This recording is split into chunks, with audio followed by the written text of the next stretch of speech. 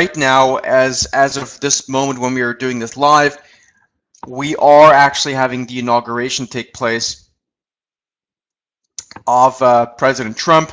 So we can watch the market a little bit here as we do this and see if there is going to be some sort of gyrations that could make sense. Maybe we can even do a live trade. We'll see if anything makes sense. So in terms of signing up for the platform itself, I would ask you to get in touch with my friends over at Roboforex. They will be able to handle all that stuff for you. My job here is to just kind of introduce you and teach you about the not only the U.S. stock market, but how to trade it and how to use the platform, the Roboforex platform, to take advantage of any opportunities in this space.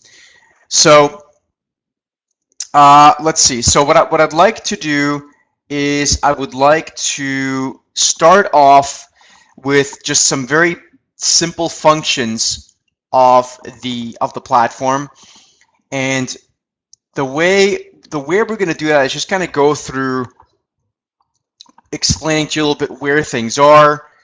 Then we'll talk about where to do various technical analysis things from. We'll probably do a little bit of technical analysis as well today. We'll try to do a trade. Maybe there is a trade to do. We have, like I said, an important event taking place right now with the U.S. presidential inauguration taking place right now. Then I'll show you how to create watch lists, how to use watch lists, which is probably going to take a little bit of time.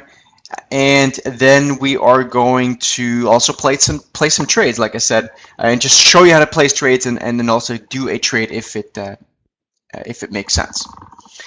All right, so for those of you that have traded before, and I'm assuming all of you have, otherwise you probably wouldn't be here.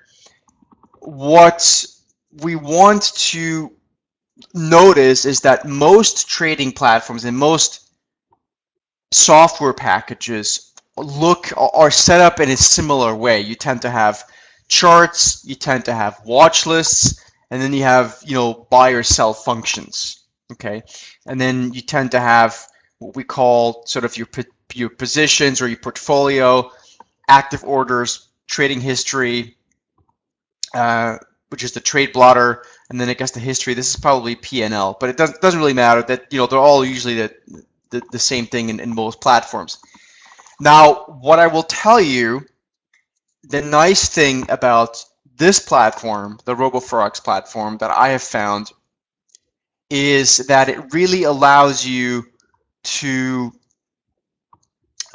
do all of this stuff just using a web browser. There are still, in my opinion, too many platforms out there that are, require you to download and install a piece of software on your computer. And what I think is really nice about the Roboforex platform is that this is browser based. So this is your internet browser that you can open. Like in my case, I'm using Google Chrome, and it's working, as you can see, very nicely with that browser. You may have to play with different browsers. I can't tell you exactly how it works in all the different browsers, but I'm sure that our friends at Roboforex can help you with some of that.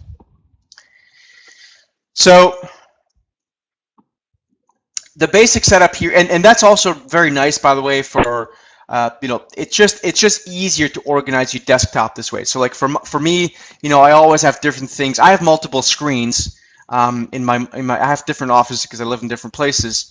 But everywhere I go, I usually have at least 3 or 4 monitors, and so this allows me to just have it open in one browser window. You can make it small just with the browser, and you can see things adjust nicely to it as of a certain minimum. So I think this is really nice, and you can have different things on different parts of the screen. Maybe you have your email here or your Skype or whatever stuff you might be using. Okay, so that's just a little bit of the layout, and again, I think it's really nice to have a browser-based software, and again, it just makes things easier in almost every single way you can possibly imagine. Makes things easier from your desktop management space. Like I remember when I still use other kind of software for my stuff, but for the most part, what it allows you to do is to be able to trade using less desktop space. I think it's important to have enough desktop space, but not everyone has a lot of desktop space. A lot of people might want to put on a trade, at work. And like for example, and this is not a suggestion, I'm just telling you this is a fact. A lot of people that I know, a lot of my students, a lot of my clients, they have jobs. Maybe it's a full-time job or a part-time job. So a lot of my clients are also athletes or pilots or dentists or retirees. They're retired or maybe semi-retired, and so they don't really want to spend the whole day looking at the stock market. So for those guys, like for example, there's a dentist who's one of my clients, and he just has his computer with like his contacts and stuff and his calendar, and he can look at the stock market this way, just clicking over to a different tab using the browser. So again, I'm just trying to take a couple minutes here to explain to you in my opinion, the very strong advantage of using a browser-based broker software. So I think this is really nice, and I would strongly encourage you not only to use the Roboforex one, but also just embrace the fact that it is browser-based. Okay, so again, let's go back to the basic functions of what this looks like. You tend to have, again, we have the price action here, the charts. We have the watch list here, which we'll talk about. At the bottom, we have the positions and stuff like that to monitor your positions. Now, let's talk a little bit about watch lists, okay? And you can see here it comes predetermined. Like for example, we can go into U.S. top gainers or U.S. top losers here. That comes predetermined with some stuff.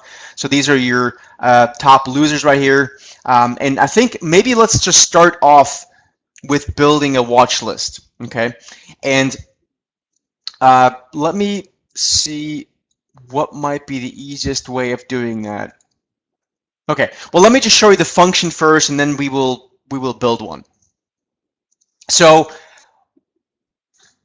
over here we have the buy and sell function, which we'll talk about in a minute, but also again, like in the watch list, and you can have different watch lists, sectors, and there's some predetermined stuff you can make your own, however, as well. Okay, so like this one I think is literally just called my watch list. Yeah, so this is my personal watch list that I created here, and I actually am a big fan of using the top gainers, top losers, those kind of things to look at. I think that's actually very an easy way to scan the market, and we will talk about how to scan the market at another time, another webinar. But for right now, this is how it works. So we have our watch list here. If we want to add a symbol, we very simply go in, and let's say we want to add the symbol I don't know, Apple. Okay, that's all. So then we just select, it pops up, and then we click this. And then it should be in our list somewhere in here. Like I said, I have to add it first. Let's see. I think it's in here somewhere. Anyway, that's really what you have to do, and then it's really that simple. So then once you have your watch list, you can click on this, and it just populates over here. Okay. So I know a lot of currency trading platforms are not a whole lot different. The only difference in stocks is that you need more watch lists, right? So watch lists for currency traders aren't really that important because there are only, there are not that many currency pairs. but there are many stocks. Okay, so there's a huge difference in that, and that makes a big difference, and that's why it's important, in my opinion, to use watch lists. Okay. Now, let me talk a little bit more about watch lists in general. I personally have about 5 or 6 watch lists, and they usually are made up of, you know, like movers. Which stocks are moving this specific day? So that's very much like the top gainers and the top losers, right? Sometimes I have it divided by. I also have one divided by sectors. So what I have in here would be like, for example, your financial sector ETF, right? Or your and I'm not sure why they're not showing up here, but anyway, that would be the point. And maybe I didn't refresh the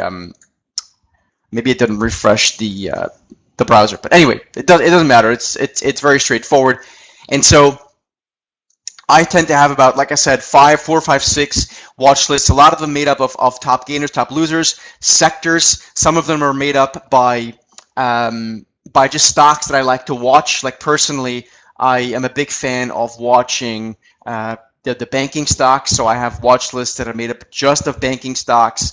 I have watch lists that are made up of, you know, again, like stocks that I just watch all the time: Apple, Tesla, Facebook. You know, those are really good trading stocks in general that I like to have there open all the time. So that is basically it in terms of watch lists. We can talk about watch lists more in detail. I will probably share it with you guys at some point, what my watch lists look like in more detail.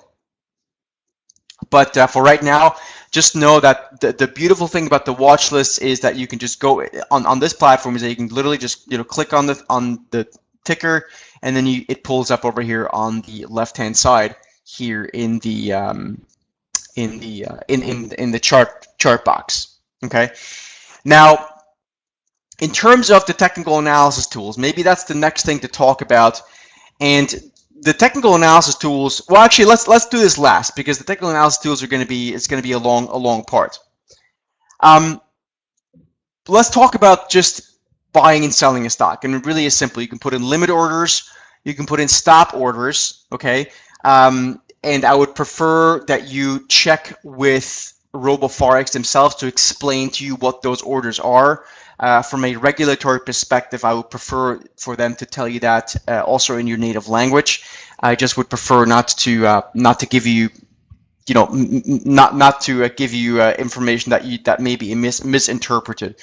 So, but anyway, there's a market order. Basically, is just an order that you put in, and you're going to buy the stock at the market. So let's go back and let's look at Apple. Let me type in Apple, just because everyone knows Apple. Oops, let me type that in correctly.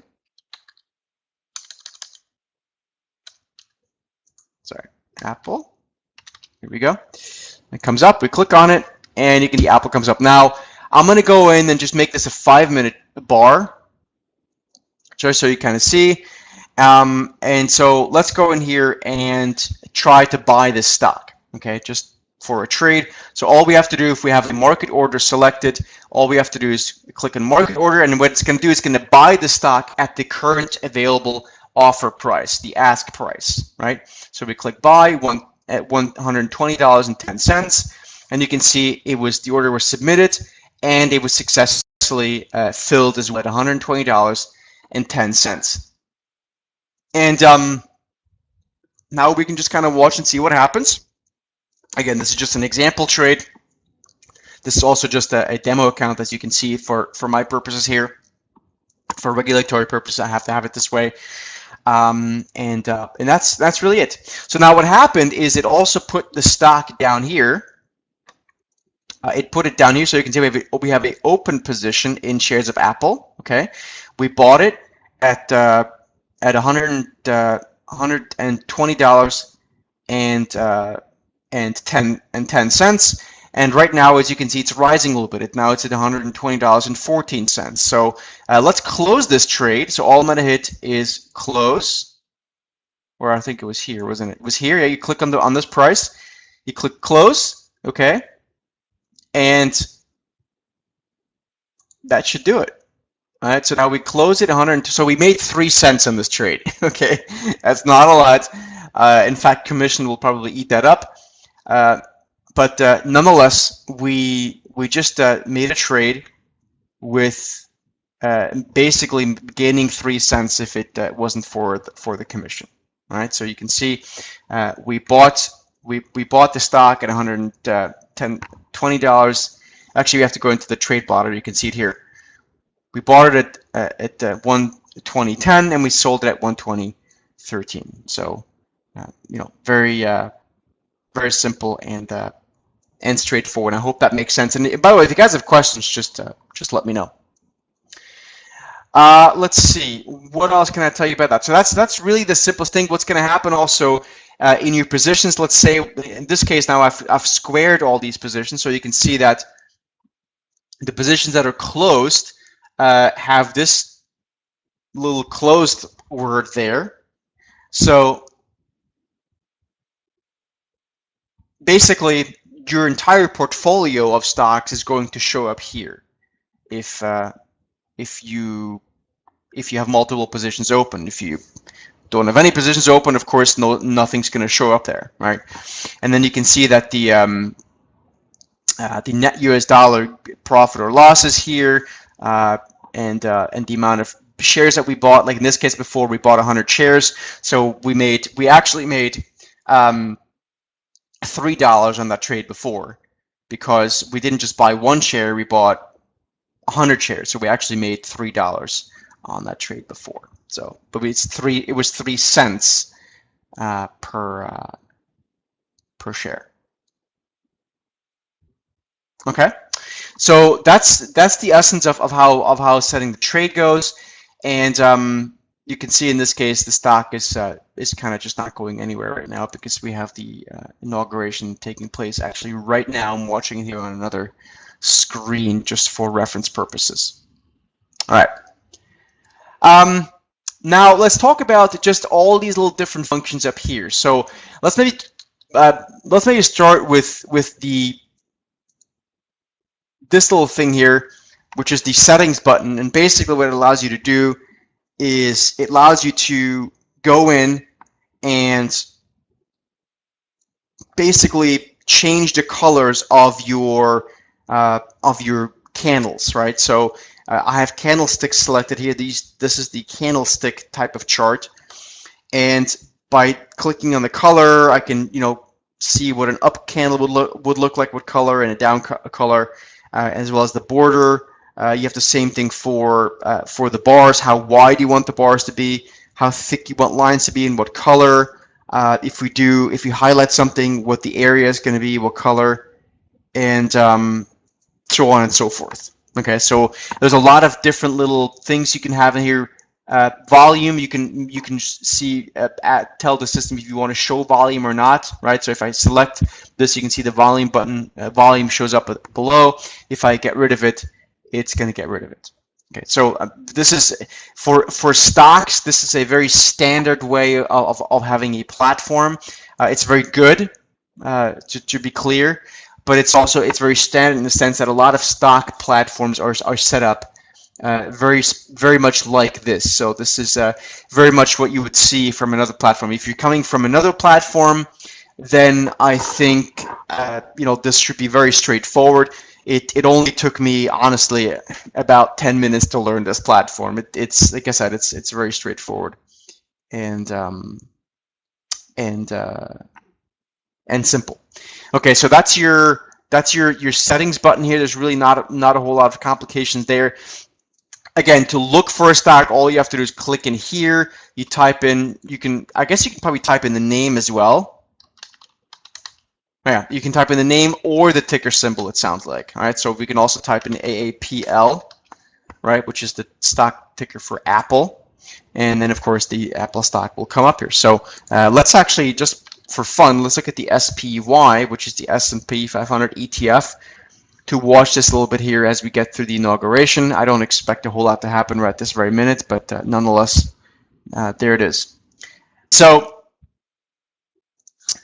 let's talk about the different types of tools we have. We have a whole bunch. Basically, they're here, and there may be a way to converge these. I'm not entirely sure. Let's just kind of walk through these for the next few minutes, and then I'm happy to do some more live market analysis for you, or whatever questions. If you have single name stocks you want to look at, I'm happy to do that as well for you. Okay, so let's start off with this right here. We have this little button here, and this is kind of just give you the different layout. You can have multiple charts or just one chart. You can have all these different types of layouts. You can see now we have 3 charts. I'm just going to go back to 1, but that's really helpful as well. I should say that basically the way that I look at I like to monitor markets is that I like to look at things in different times. So let me show you this right here. This might be the best thing to do. So I'm going to just go with actually no, this wouldn't be, like, personally I usually like to look at it something like this. So I'll have the S&P 500 here, and I have maybe a different one here, or a different time frame here and here. You can mix it up, okay? But I like to look at things in multiple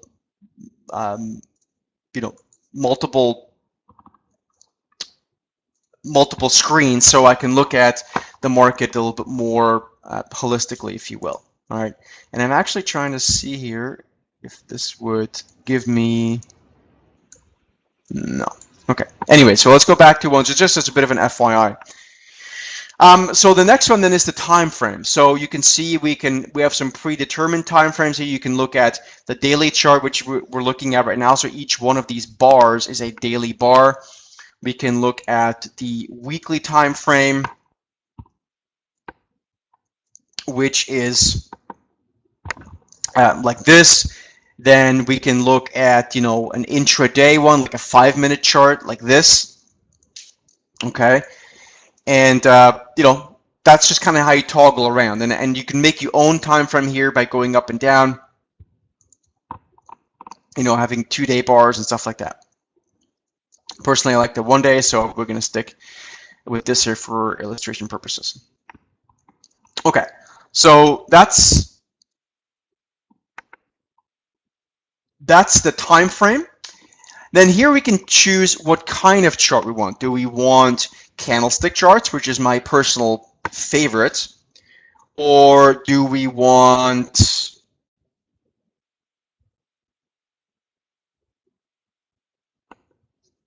bar charts, right? That's your other basic type of chart.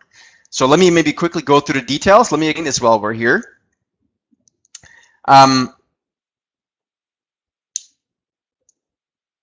Let me just check what the other tools are. So the candlestick chart is the one we just looked at. The bar chart it's a very similar type of charting pattern. I prefer candlesticks because they're much more visual, and we can talk about candlesticks more in a further webinar. Line charts are actually, a lot of people discount line charts. I actually think line charts are quite good to use for different types, mostly for looking at longer term charts. So if I were to look at, like a monthly chart going back, a number of years, then I think looking at line charts is okay. If I look at a 5-minute bar, 5-minute chart, I think the line charts are very useless. So that's how I look at it. But anyway, those are line charts, and then area charts are nice for illustration purposes. I use a lot of line charts for writing articles to explaining something very basic to people, and even for illustration purposes, of course. It just has to be kept within some sort of context. Okay, so that's kind of how I look at the different types of charts. So again, we go back to candlestick charts, and now let's talk about the different type of tools we have. We have a lot of different tools, and I can't go through all of them because a lot of them are really up to you if you want to use them or not. But what I would say is that the biggest ones, the most important ones, in my opinion, and we talked about this. We talked about this in the series on technical analysis. Is really the trend. So simple trend indicators like I don't even know what the alligator is. Let's look at this. Okay, that's just a bunch of moving averages. Okay. So let's get rid of the alligator. But what I like to use is basically trend stuff. Is like, for example, your DMI. This is a directional moving average. You can see down here. I don't want to go into the details of it because it really depends on whether on yourself if you want to use it or not. But I like to also use momentum oscillators. Like, for example, here we have the MACD.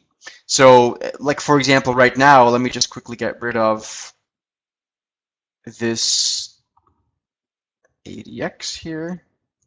Okay, so like right now, for example, look at the MACD, which is the moving average convergence divergence. It is right now at levels we last saw in, what was this?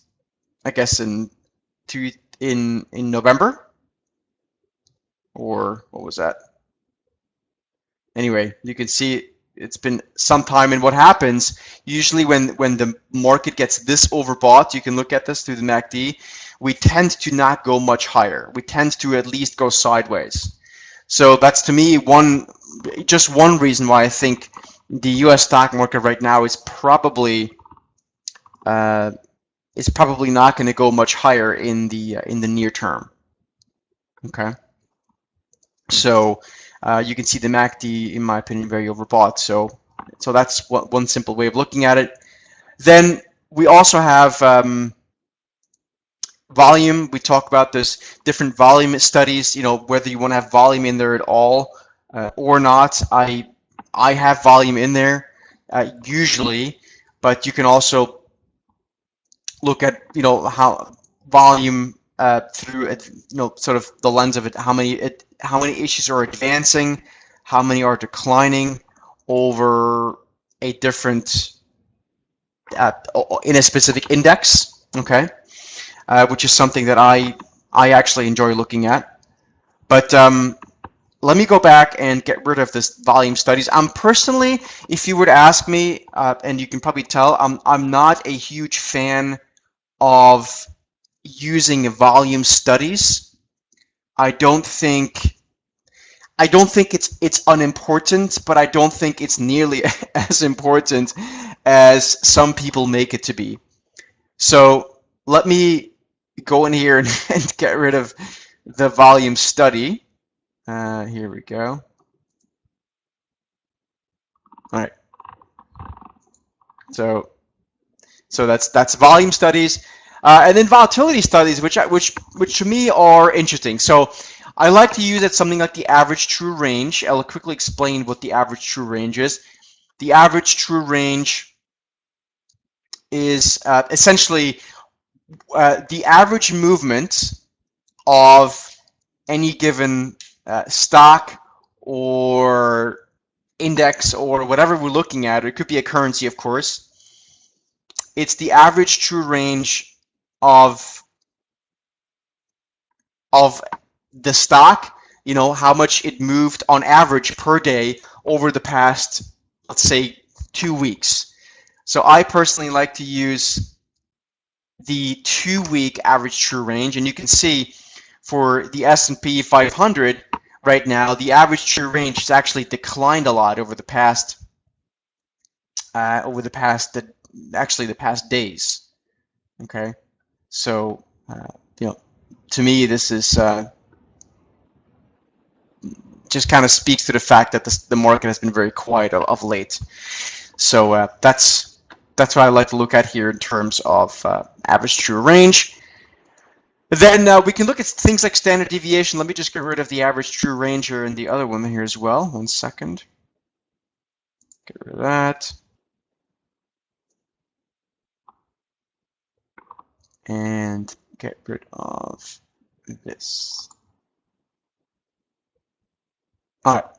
So now let's talk about standard deviation real quick. These are all little different, different tools you can look at. The standard deviation for the S&P 500, obviously, just like the average true range, is not very high right now. It's very low, and again, that's just because you can see visibly the stock market is not going anywhere. I mean, this brings up an important point to me, and I've talked about this a lot in this webinar series, and that's that you can tell a lot. Most everything you need to know is in the price action.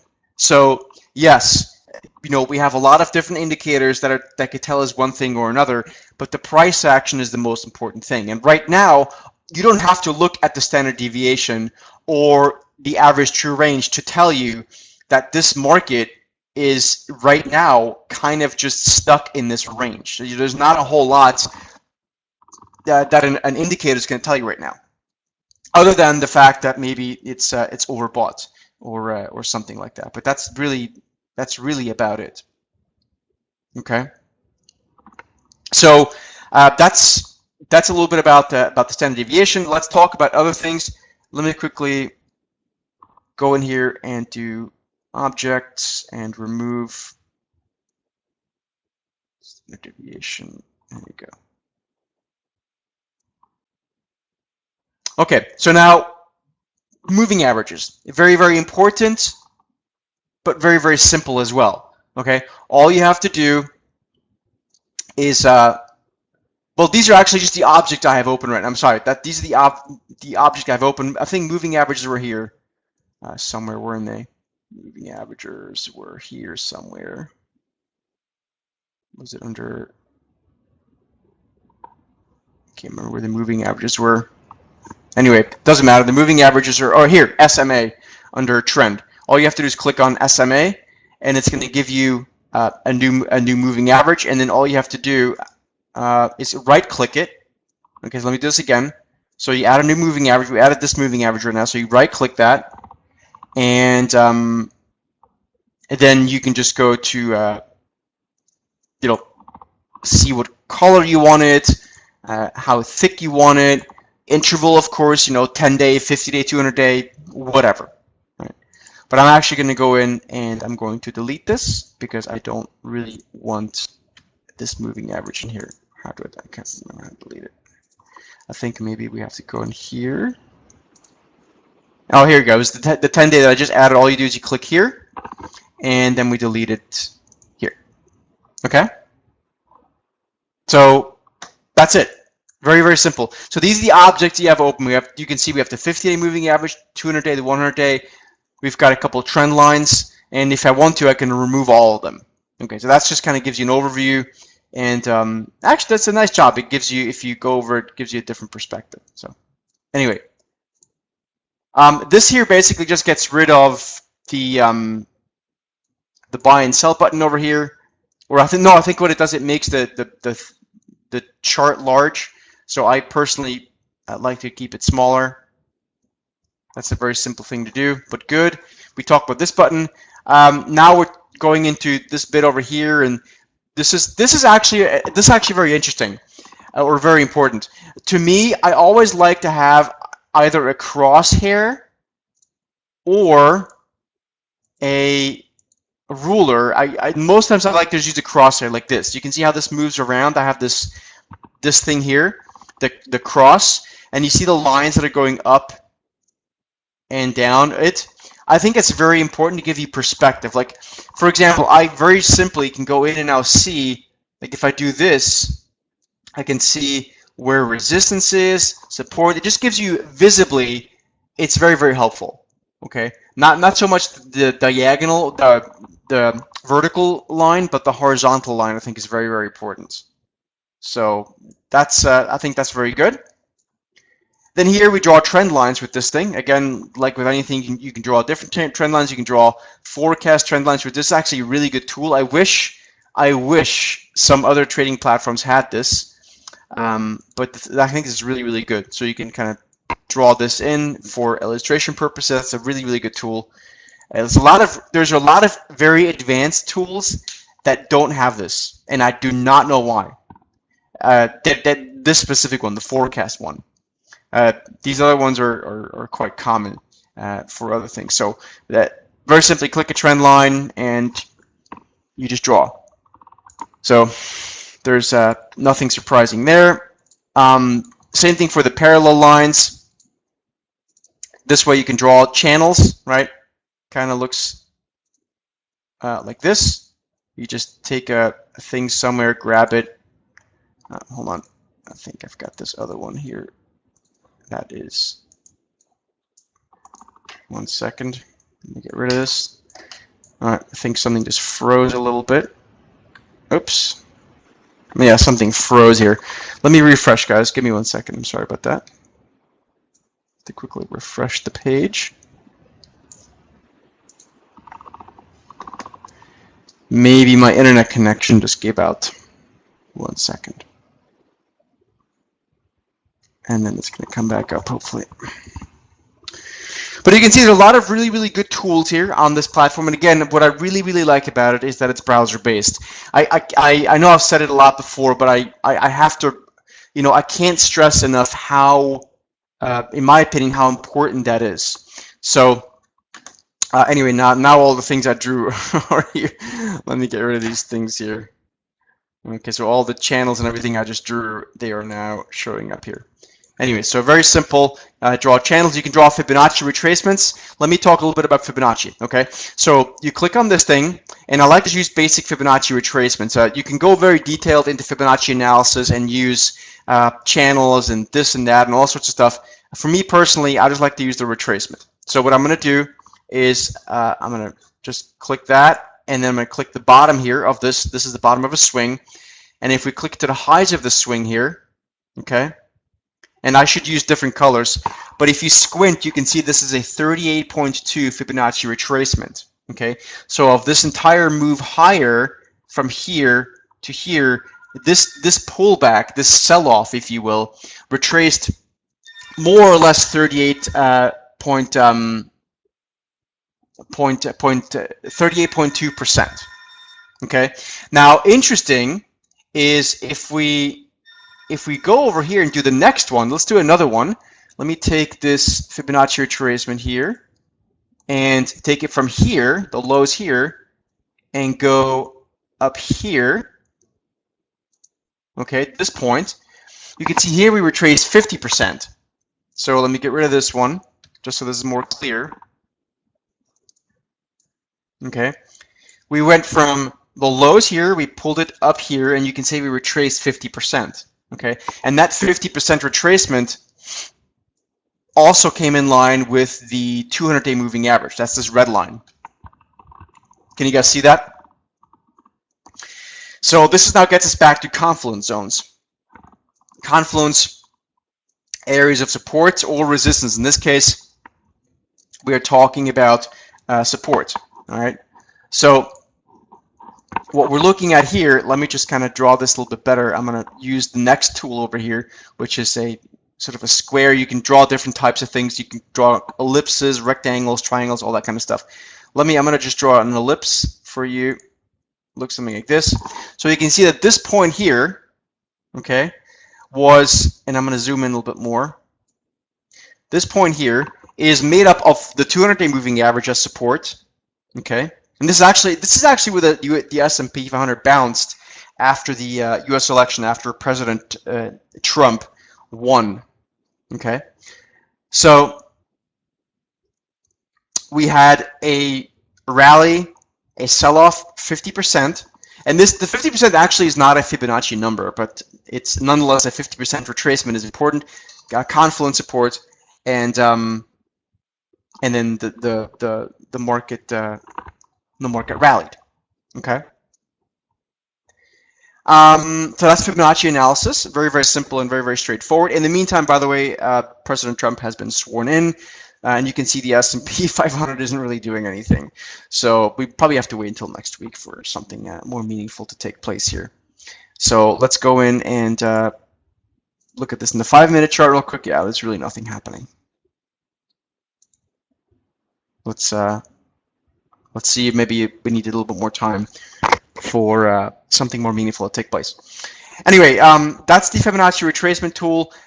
Again, there's many different different ways of using Fibonacci analysis. This is just one of them. Then here we have sort of cycle and wave analysis. I'm not a huge fan of this, but personally, but it's there, so which I think that's really good. You can draw, you can draw these sort of extension points, and it's a little bit of an advanced thing, and maybe we will be able to touch on it a little bit later on in the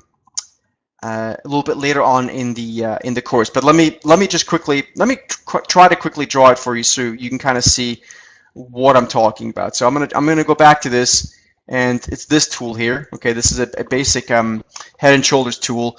The way I actually saw a head and shoulder, there was one here. I'm gonna quickly draw it in for you. All right, so this is the way it works. So we drew a very nice head and shoulders pattern here. Okay, left shoulder, head, right shoulder, and ultimately it did actually work out. Okay, so I think this is a good tool to have. Again, it's a little bit more advanced, so you want to make sure if you're going to use it, you really have to use it correctly. Okay, to me that's very important, that these kind of tools are being used correctly, because anyone can draw a line, but the line has to have some sort of meaning to it. I think that's the point here.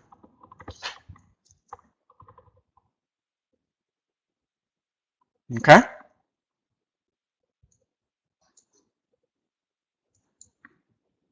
All right, so let me go in here. All right, so now we also have little arrows as well that you can put here. So like if I wanted to put a nice little arrow, like let's say a left arrow over here, to kind of point something out. Again, that's for me that's useful because I do a lot of teaching and for my students and investors.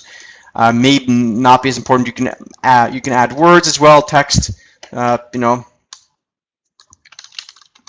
you want to put in here, and so on and so forth. So that's how that works. These are all very straightforward things. Now, I think we've kind of covered really as much as I want to cover. We've just talked for 45 minutes about this thing. I want to go through and for the next 10 minutes or so do a little bit more analysis on the market right now, kind of show you a couple more things, how we can use stocks. So, basic technical analysis, and we've been talking about this now for the past few webinars. What people don't realize is that the stock market, in this case, we're talking about the U.S. stock market for the most part, it actually goes sideways about 80% of the time. Okay, so let me show you what I mean. If I draw, let me just take a rectangle tool here, and if you really look at it, like the stock, a lot of times it's stuck in ranges. So this is a trading range here. Let me just zoom in a little bit more. Okay, so you have a trading range there. Then you have, let me just activate this tool again. You have a trading range here. Okay, you have a trading range here. Okay. You have a trading range here. Okay, these are all trading ranges, and you can see that these parts of the market, these 4 boxes, just in this little time frame that I just drew, this makes up the majority of the time. Okay, in this time frame, right? So there's only a few bits here when the market actually did something directionally.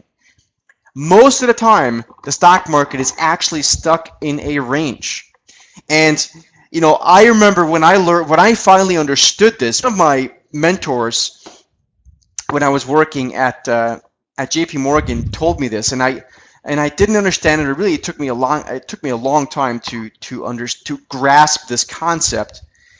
And then finally, when I got it, it just really made a big difference in the way that I approached the markets, because I understood the concept of patience, and I understood that if just because I see a trade setting up doesn't mean at all that it's going to have to start coming working like the next minute, or the next day or the next week. It takes a lot of time. And yeah, and so that's really, to me, that's really the biggest thing that I can, one of the biggest lessons that I learned, and one of the biggest tips I can give any new trader. Again, we're talking about U.S. stocks here specifically, but one of the biggest things for me really is teaching people to understand the importance of patience in the stock market, and I think this is a good way of illustrating this concept of patience. Okay, so if we now go over and look at the market right now, the S&P 500, as you can see, it's once again stuck in one of these ranges. In fact, we have a very nice tool here, like a triangle tool, and we can just do this, and you can see, even though this is a triangle formation, it's still a formation, a consolidation formation, right? So this market is right now not going anywhere. Ultimately, it's either going to break higher or lower. I don't know which direction it's going to break, but ultimately it's going to go somewhere. And just like here after the U.S. election in November 2016, what we had was, we essentially had a consolidation phase. We were stuck in this kind of a range, between resistance. So the way you can draw this, let me see if we can kind of draw it like this. To me, the consolidation phase looked a little bit like this. Okay, this is kind of what it looked like, and then ultimately we started breaking higher. Okay, so that is as far as we are now. And if you look at other parts of the market, it's not just the S&P 500 that's stuck in this range, and where it's important to be patient. But if we look at, for example, the XLY, this is a consumer discretionary sector ETF. Just looking at the consumer discretionary stocks of the S&P 500, they too are stuck in a range. Okay, let's look at the XLF, which is the financial sector ETF. Same thing, right? We are stuck in a range. We are not really going anywhere. We are just stuck in a range. Yes, we've pulled back a little bit over the past few days, but largely speaking, we really are stuck in a range.